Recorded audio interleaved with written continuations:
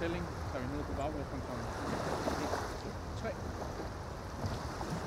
Jeg går ud. Du kommer ud.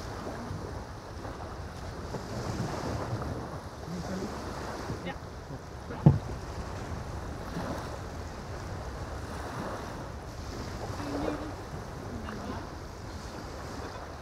Min tælling. 1, 2, 3. Den samme.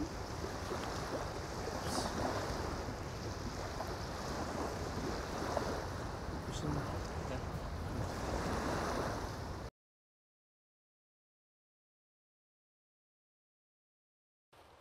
Efter båden er landet på stranden, er det crew, som har kommandoen i forhold til nødflyttet. Jeg starter med at bede driver om at tage fat i patientens arme.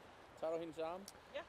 Samtidig med at han selv går op i en dyb squat, eventuelt med hjælp af det sorte håndtag på styrbords side.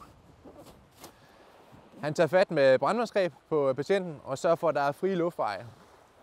Samtidig sørger driver for at placere sig hensigtsmæssigt i forhold til udstillingsside.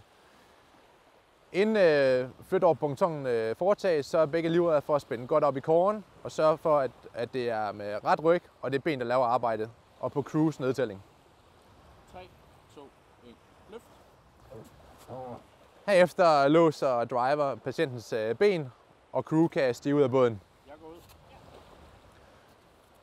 Herefter kan driver følge efter,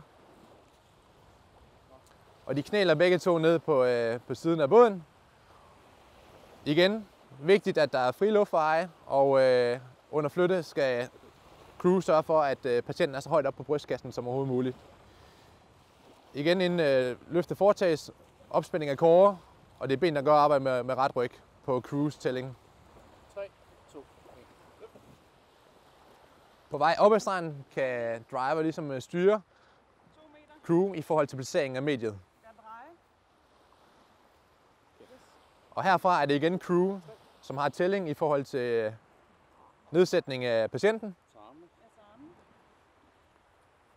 Driver tager armene, og crew kan placere patienten nede på stranden. Tjek bevidsthed. Hallo? Er du okay? Er du okay?